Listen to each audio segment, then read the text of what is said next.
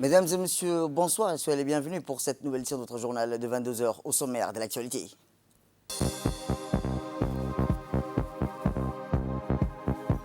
À la une dans l'actualité nationale, assise de la première session extraordinaire de l'année 2021, c'était à l'Assemblée nationale. Toujours dans l'actualité nationale, restitution de la stratégie nationale de l'handicap et l'inclusion sociale.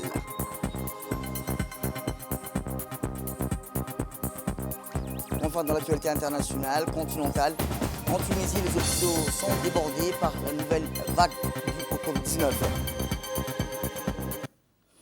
C'était les titres. Merci si vous nous rejoignez. À la une dans l'actualité, le président de la République, son Excellence Ismaël Omar Guelleh, a adressé aujourd'hui un message de félicitations à son homologue somalien Mohamed Abdullahi Mohamedi Farmajo à l'occasion de la célébration de la fête nationale de ce pays frère, ami et voisin. Dans son message, le chef de l'État a formé de vœux de santé et de bonheur au président Farmajo ainsi que davantage de bien-être, de développement et de prospérité au peuple frère somalien. Il s'est ensuite réjoui des progrès sans cesse continus enregistrés en Somalie sur tous les plans et réitéré l'engagement de Djibouti à œuvrer toujours en faveur de la restauration pleine et entière de la paix, de la sécurité et de la quiétude sur toute l'étendue du territoire somalien. Ainsi, la République de Djibouti, qui partage avec la Somalie une communauté du peuple, de culture et de langue et de proximité géographique, demeurera inlassablement mobilisée dans la quête légitime visant à reconnecter ce pays frère avec son rayonnement d'autrefois, a écrit en substance le chef de l'État, renouvelant ses chaleureuses félicitations au président Mohamed Abdullahi Farmajo et à l'ensemble du peuple frère somalien.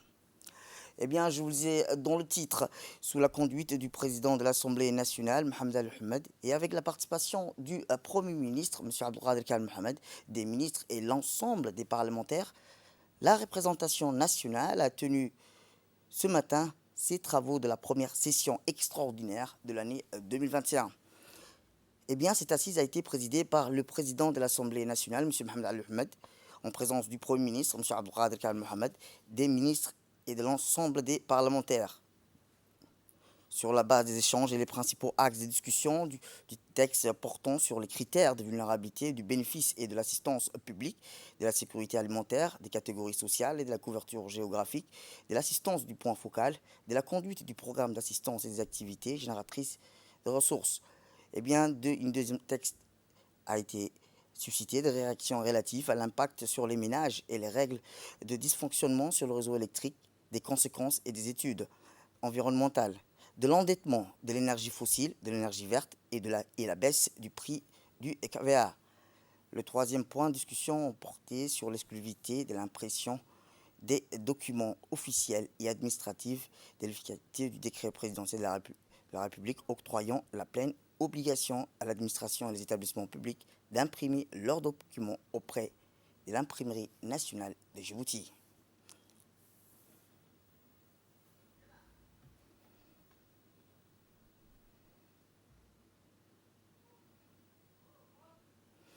Eh bien, eux, regard l'importance et la portée de leur ordre du jour, les parlementaires ont interrogé l'exécutif sur des questions connexes et de fond. Ministre des Affaires sociales et des solidarités, moi j'en ai deux questions. La sélection de personnes vulnérables ou d'extrême pauvreté, vous les sélectionnez de manière partielle et partielle. Est-ce que vous avez une stratégie accordée avec le ministère de la Santé ou le ministère de l'Agriculture, parce que la question de sécurité alimentaire touche plusieurs domaines. Dans le cadre de cet accord de financement additionnel, quelles sont les catégories sociales les plus vulnérables qui seront été prises en compte dans la mise en œuvre des actions de soutien en sécurité alimentaire? Avez-vous planifié la répartition de 7 500 bénéficiaires par région sans pour autant oublier la capitale, tout en définissant des conditions d'accès à cet appui pour les éventuels bénéficiaires? Le but d'une politique sociale, c'est de faire mieux sans dépenser proportionnellement davantage. Le projet de loi sur les entités externes de la centrale électrique de Demerjoug et l'extension du réseau de transport d'électricité est un projet très attendu par la population et constitue une place primordiale dans la feuille de route tracée par son Excellence, le Président de la République, Al-Hajj Ismaïl Omar Guelleh. Quel sera l'impact sur le portefeuille du consommateur avec la réalisation de cette centrale électrique de Demerjoug? Ma deuxième question, Monsieur le Ministre, ce réseau de transport d'électricité va-t-il améliorer le dysfonctionnement concernant la baisse de tension électrique et qui, dans le rapport de la Commission, constitue une difficulté à réparer? Alors, avez-vous une stratégie, Monsieur le Ministre, afin de remédier à cette anomalie? Si le redressement et la gestion de cette institution représentent un poids ou un handicap pour le gouvernement, pourquoi ne pas privatiser? Question des membres parlementaires. Voici à présent les réponses des membres du gouvernement. Cette méthode, elle est universelle. C'est une méthode qui est scientifique, qui est basée sur des critères, des indicateurs qui dépassent les 20 indicateurs. Vous parlez de branchement électrique, de branchement ou raccordement à l'ONEAD. Dites-moi que ces indicateurs, par rapport à ceux qui sont les plus vulnérables de la République, il y a ceux qui ne sont pas raccordés à l'électricité, ceux qui ne sont pas raccordés à l'ONEAD, c'est ceux-là que nous visons.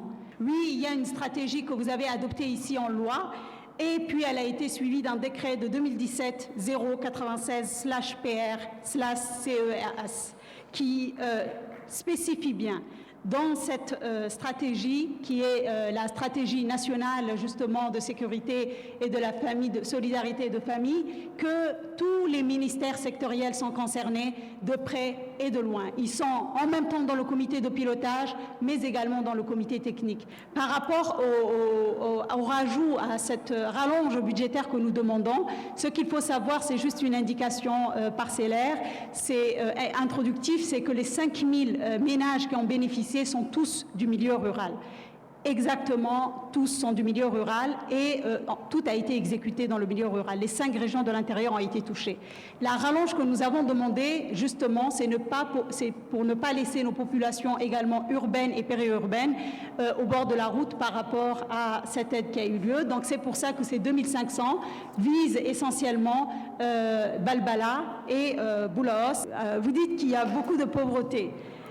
Changer de méthode et puis, parce que je vais ramasser un peu ce que vous avez dit, si vous me permettez, il y a une contradiction, vous dites comment payer en fait les 10 000 francs des médicaments, vous avez également évoqué les 1500.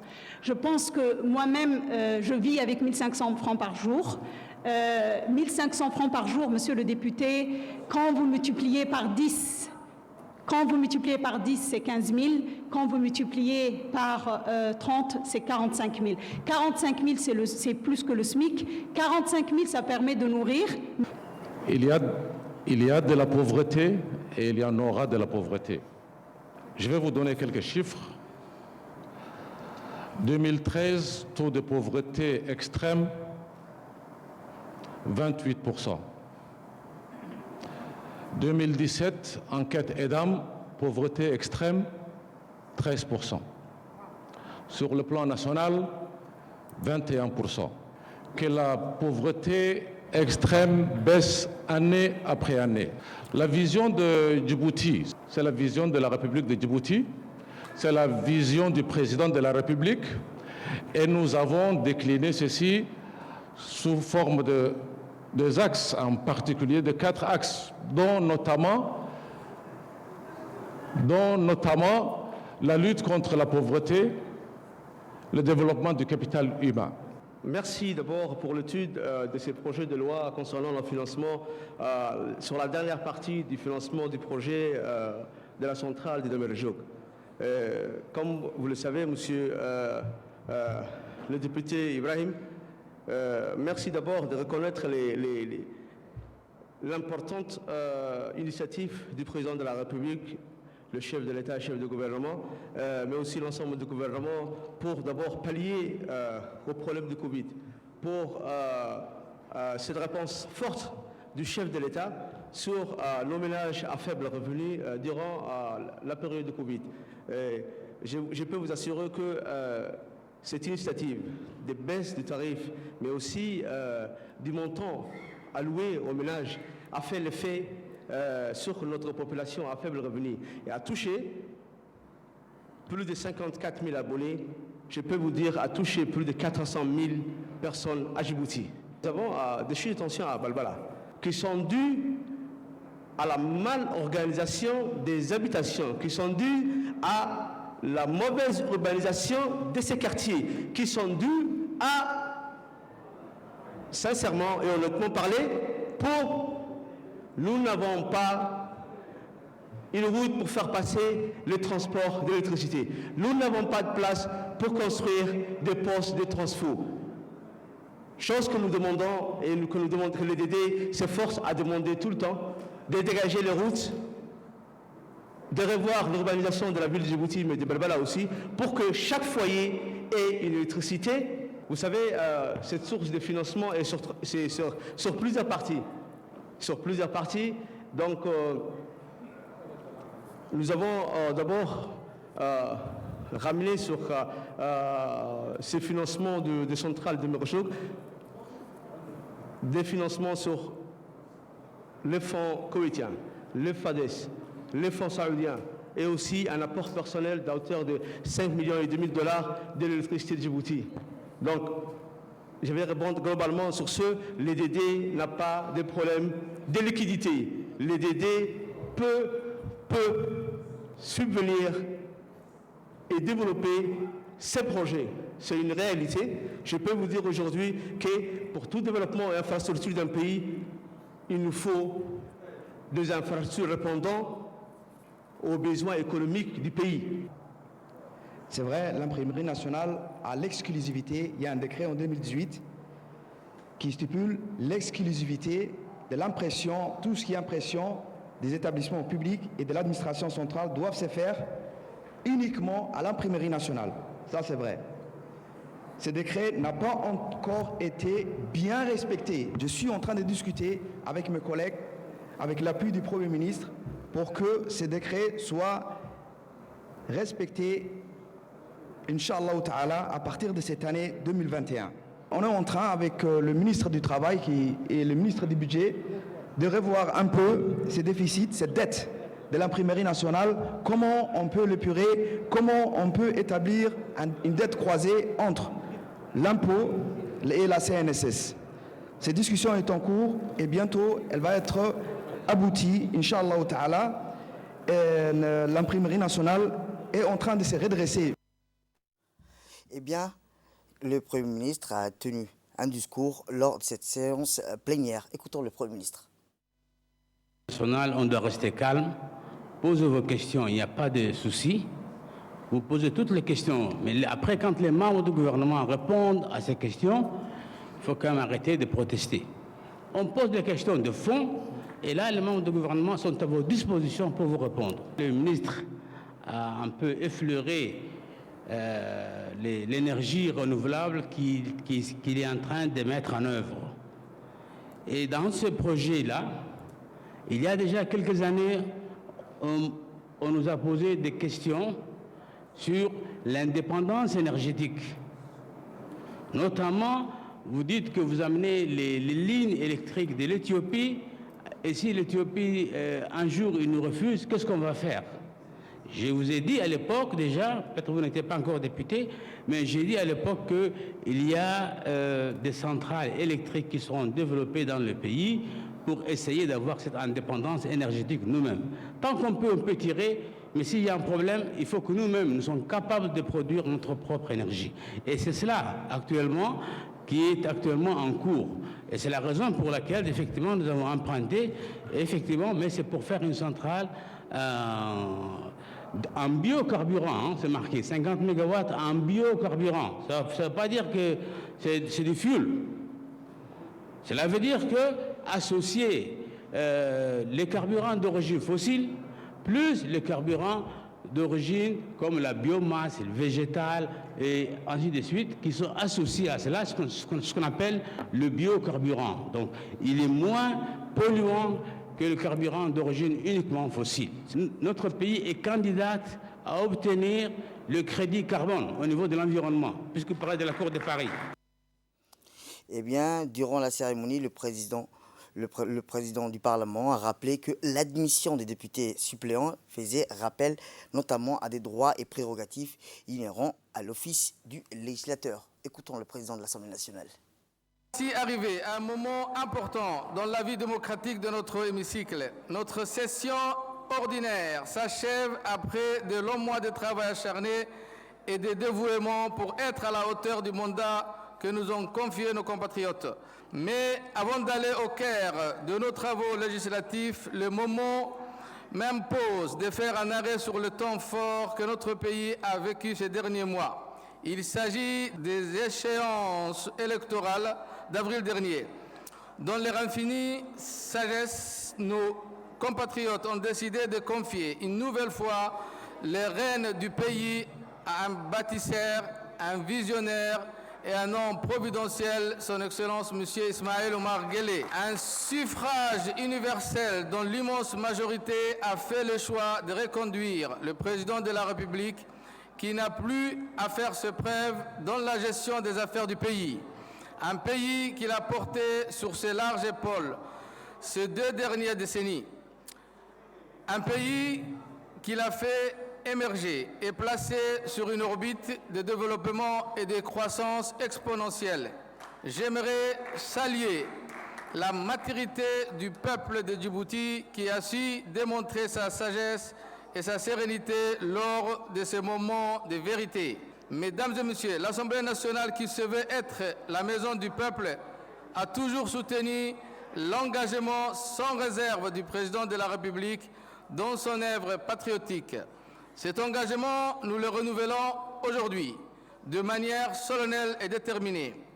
Excellence, Monsieur le Président de la République, les élus du peuple sont à vos côtés et travailleront avec rigueur et efficacité aux côtés des hommes et des femmes que vous avez choisis pour mettre en œuvre l'ambitieux programme de développement qui vous a porté à la tête du pays.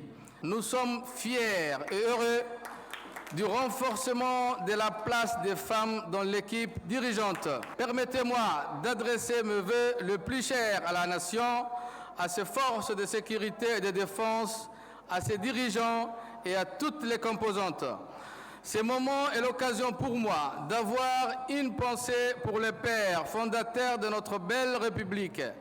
C'est aussi un honneur pour nous tous de saluer et de faire honneur à tous nos compatriotes, tous ces héros anonymes qui ont payé de leur sang et de leur chair pour notre liberté et pour notre drapeau qui flotte avec fierté au-dessus de nos têtes et partout dans le monde. Le siège de l'Assemblée nationale restera toujours ce haut lieu où le legs et l'héritage qu'ils nous ont laissés vivront et prospéreront. Car c'est toujours ici que notre débat démocratique et nos voix plurielles s'élèveront aussi haut que notre ambition commune, celle de construire pierre après pierre notre pluralisme politique.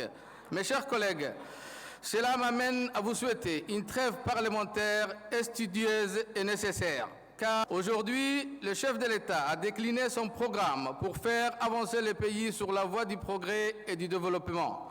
Le pays profond en est la pièce maîtresse. Et c'est à nous, organes législatifs et exécutifs, de traduire dans les faits ces engagements nobles du président de la République. Mesdames et messieurs, notre responsabilité d'institutionnaliser la bonne gouvernance est plus que jamais d'actualité, car c'est la condition sine qua non pour plus de transparence de l'action publique, plus de respect de l'état de droit, une meilleure lutte contre la corruption et un meilleur contrôle des conflits d'intérêts pour une conduite éthique du pouvoir. L'hémicycle et la représentation nationale doivent donc redoubler d'efforts pour renforcer les mécanismes de contrôle des systèmes de gouvernance de nos institutions. L'agenda de la rentrée parlementaire sera chargé, donc profitez de cette trêve car nous aurons du pain sur la planche dès la rentrée. Je vous remercie de votre attention. Sur ce, la séance est levée. Autre actualité, direction Handagala, où dans les plaines arides de Handagala, qu'une importante délégation djiboutienne avec à sa tête le Premier ministre, M. Abdelkader Kal Mohamed, composé du ministre du Budget, Abdelkarim Adancher, du ministre de la Culture, Mohamed Ahmed Awale, et bien sûr d'autres cadres se sont déplacés à Handagala. L'objectif, ces déplacements, visiter et s'imprégner de près de l'usine de pompage d'eau des aqueducs destinés à l'adduction de l'eau à Handagala. À l'arrivée, la délégation a été accueillie avec enthousiasme sous le rythme d'une troupe locale bondissant les deux drapeaux, à savoir la République de Djibouti et celui de la République fédérale démocratique d'Éthiopie, en signe d'amitié et de fraternité entre les deux populations. Fort salut accueillis par celles-ci n'ont pas d'ailleurs caché leur émotion. Cette visite a permis aux membres de la délégation de haut niveau de partager avec la population locale des forts d'échanges et de concertation et de s'enquérir des réalités quotidiennes des habitants. La population a dans l'optique remercié le gouvernement à son plus haut niveau les opportunités nées de ces projets d'adduction d'eau pour cette région.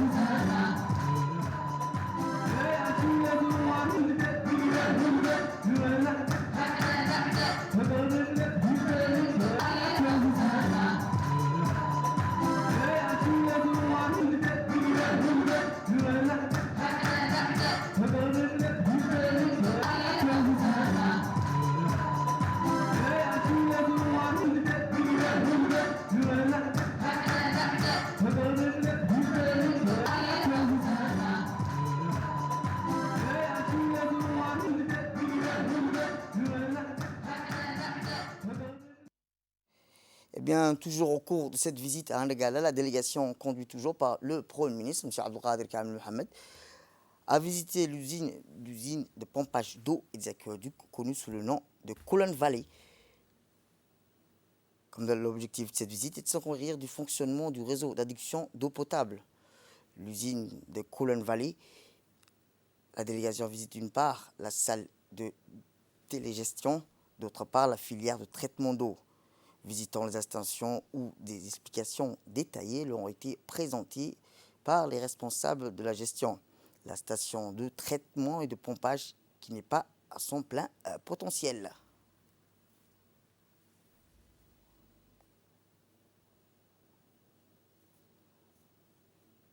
Ainsi, le Premier ministre a pu écouter les explications fournies par les responsables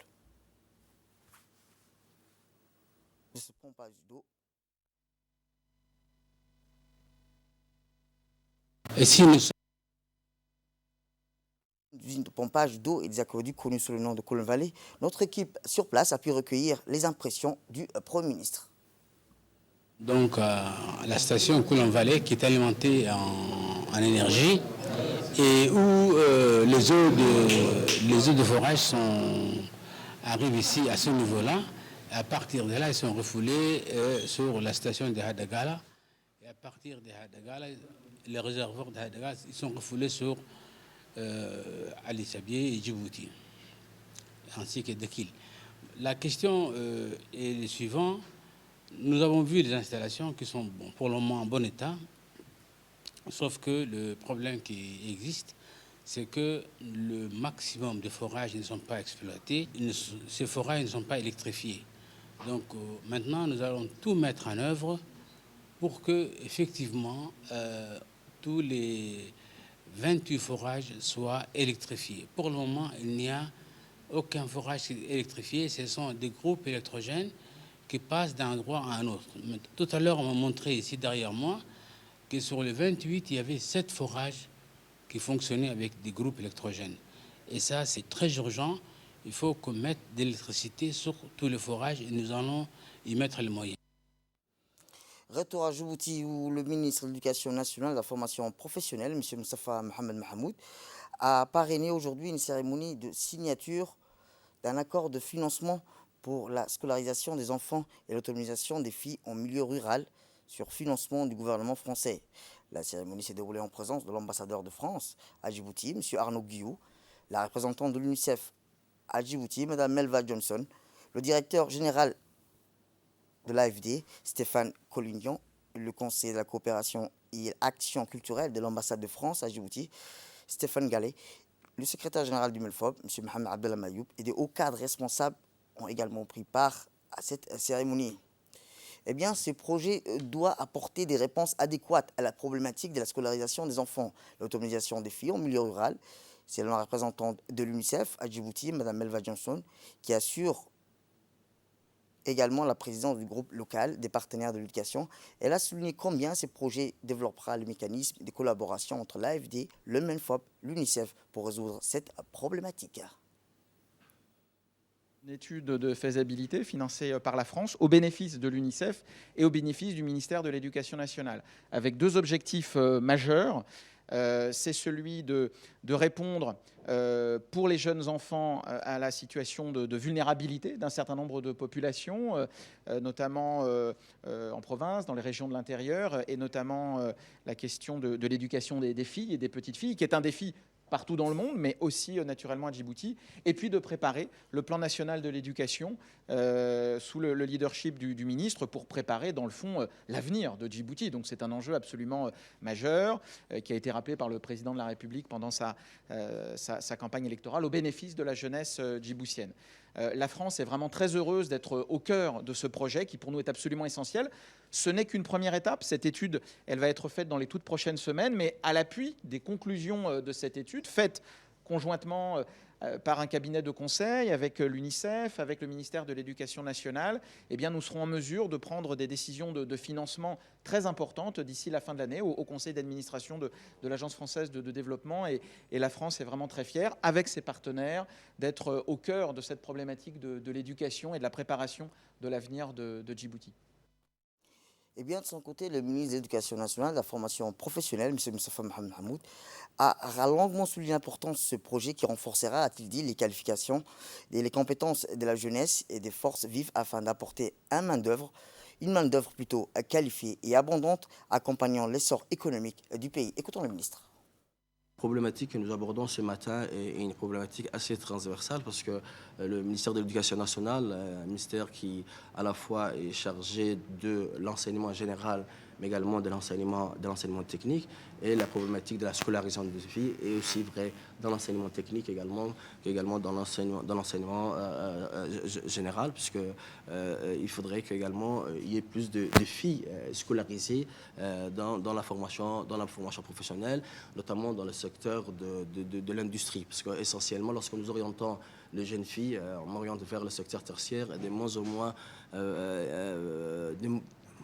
dans le secteur industriel. Mais aujourd'hui, on assiste également à une importance d'orientation des filles vers le secteur industriel, qui est quand même un domaine important, puisqu'il est question de disponibiliser pour Djibouti et pour l'économie djiboutienne une main-d'œuvre compétente et qualifiée. Donc ça n'a pas de genre, aussi bien pour les filles que pour les garçons. Il faut disponibiliser cette main-d'œuvre compétente et qualifiée. Donc je pense que l'étude qui va être très prochainement démarrée va également tenir compte de ce volet-là, le volet formation professionnelle. Autre actualité dans ce 22h, c'est aussi le ministre de la Défense chargé des relations avec le Parlement, Hassan Omar Mohamed, accompagné du chef d'état-major général des armées, le général de corps d'armée, Zakari Cheikh Ibrahim, qui a présidé aujourd'hui à Al-Ouneh, dans la région d'Arta, une cérémonie d'inauguration de la nouvelle infrastructure au profit du bataillon d'intervention rapide, connu sous son acronyme BIR. Ces nouvelles infrastructures comprennent des bureaux et des locaux de stockage des pièces détachées, 2 hangars de 700 mètres carrés, chacun d'une capacité de 96 véhicules. Ces hangars sont destinés à abriter le parc automobile du bataillon d'intervention rapide et jouent un rôle de protection contre les intempéries et la ressuscité du climat dans ce secteur. En effet, les forces américaines ont doté le bataillon d'intervention rapide de 48 véhicules tactiques blindés de type Humvee et de 6 véhicules de transport des troupes qui nécessitent d'être entretenus. Ces véhicules jouent un effet majeur dans la mobilité de ces bataillons. Cette cérémonie a vu la participation du chef d'état-major chef d'état-major de la Défense, le général Taher Ali Mohamed, le directeur de la police nationale, le colonel Abdillah Abdi Farah, les instructeurs et les staffs américains du camp Lémonier, d'une délégation restreinte des officiers supérieurs de l'état-major général des armées. Notons aussi la présence du préfet d'Arta, M. Mohamed Cheikh Hassan, et du sous-préfet de Demerjou et de Oukal de cette région.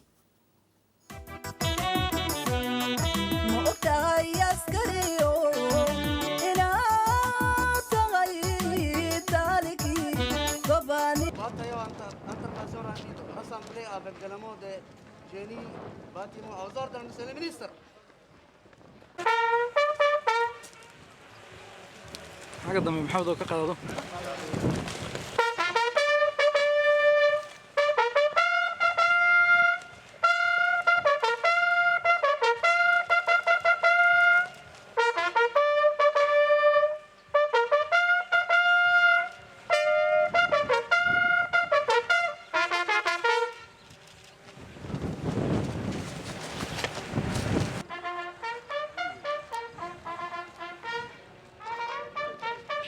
دعيو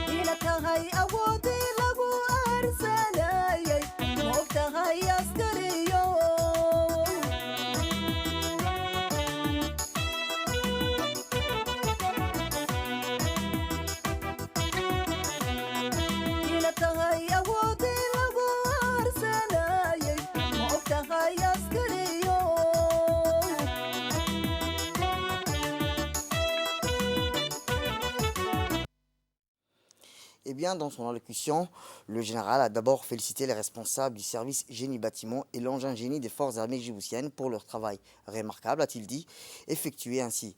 Il vous appartient obligatoirement de veiller avec rigueur à l'entretien et au maintien dans de bonnes conditions de vos matériels et de ces infrastructures mises à votre disposition. Voici ses propos. Et personnel, génie-bâtiment à mon commandement. Bismillahirrahmanirrahim. الحمد لله رب العالمين الصلاة والسلام على رسول الله صلوات الله وسلامه عليه وعلى آله وصحبه أجمعين وبعد. Nous sommes rassemblés ici à Ali Ounay pour l'inauguration des nouvelles infrastructures construites par le génie, bâtiments et agents génie des forces armées djiboutiennes.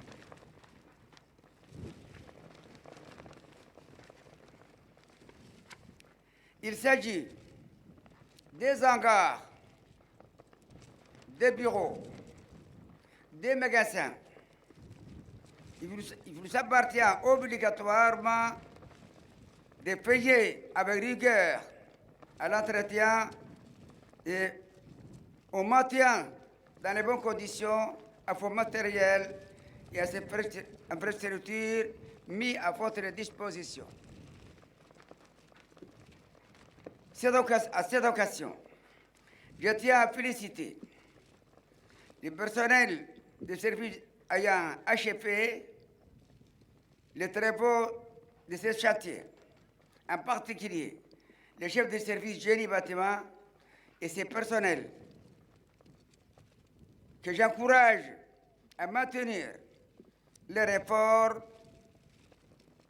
et perfectionner leur aptitude technique.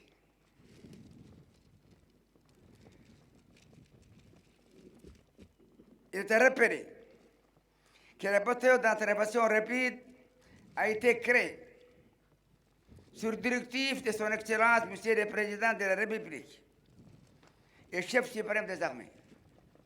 Je voudrais féliciter le lieutenant-colonel Mohamed Mahmoud Assoué, commandant du bataillon d'intervention rapide, ainsi que l'ensemble de ses personnels, pour la bonne condition des bataillons. Je vous sorte, une fois de plus, à vous concentrer sur votre formation en faisant preuve de discipline et d'exemplarité. Soyez conscients de la haute responsabilité que notre pays a placée en vous. C'est pourquoi vous devez toujours préserver fermement l'image de notre armée et l'honneur de la République de Djibouti.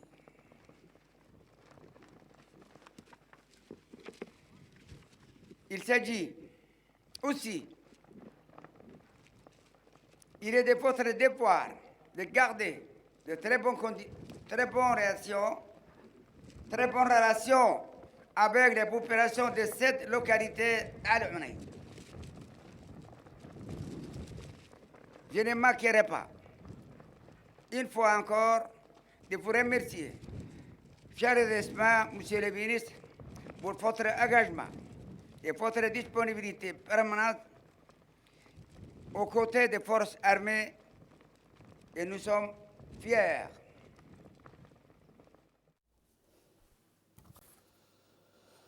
Eh bien, une fois le discours terminé, le ministre de la Défense chargé des relations avec le Parlement, M. Hassan Omar Mohamed, et le général Zakri Cheikh Ibrahim ont procédé à la remise des récompenses. Cette récompense s'est traduite, rappelons-le, par une promotion au grade supérieur des militaires ayant excellé dans leur domaine respectifs. Ces lauréats se sont fait remarquer par l'excellence du travail accompli, l'abnégation dans l'exécution des tâches assignées et leur volonté à toute épreuve. Fier de leur rendement, le CMGA a tenu à les féliciter à travers cette promotion et les a exhortés à s'investir davantage pour donner le meilleur d'eux-mêmes.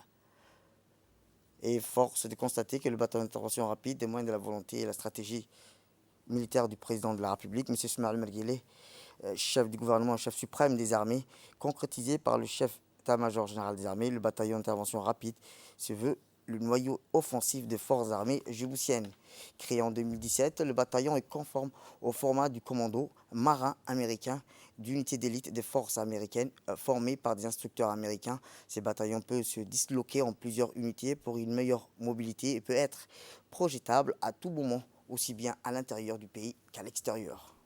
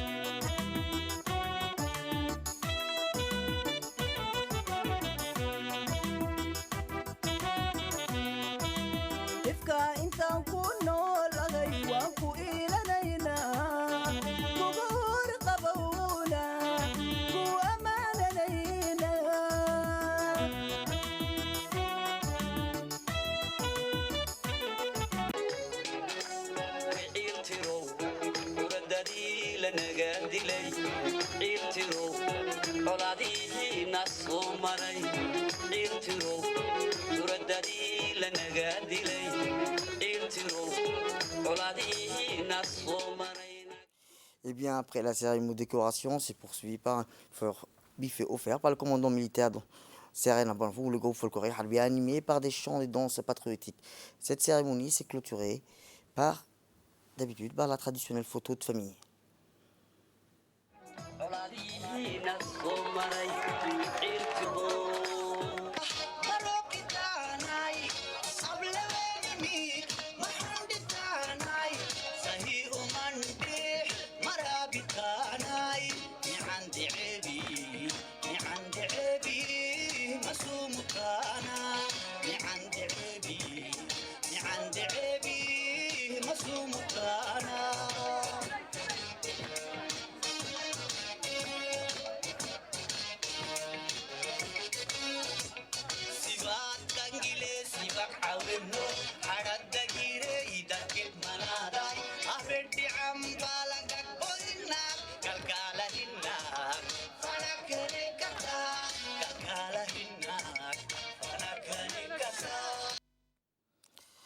Autre actualité dans ce 22h, c'est aussi l'Agence nationale pour les personnes handicapées qui a organisé ce matin, conjointement avec des institutions non gouvernementales, un atelier de restitution des travaux relatifs des personnes handicapées au Palais du Peuple.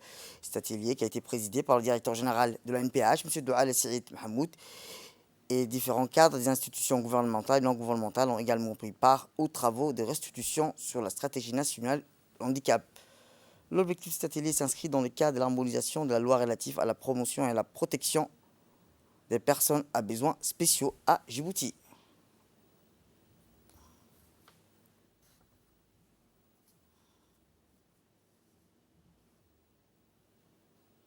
Eh bien, le directeur général de la NPH a rappelé qu'à son tour, que pour les personnes handicapées a exprimé l'importance de cet atelier, l'harmonisation des lois relatives à la promotion et à la protection des personnes à besoins spéciaux. Et dans l'actualité internationale, je vous le dis dans le titre, en Tunisie, la Tunisie est dans une situation critique face à la nouvelle vague due au Covid-19. Le pays connaît une des plus fortes taux de contamination en Afrique et dans le monde arabe. La situation est préoccupante dans plusieurs régions, comme dans le district de Kairouna, où les hôpitaux peinent à faire face à l'afflux des malades. 28 communes ont été contraintes d'être confinées, leur population au moins jusqu'au 11 juillet prochain. Le couvre-feu rentrera en vigueur sur tout le territoire de 22h à 5h du matin, également été prolongé jusqu'à cette date ultérieure. C'est la fin de cette édition. Merci à vous de nous avoir suivis. Restez avec nous pour la suite de nos programmes télévisés et bon week-end à vous.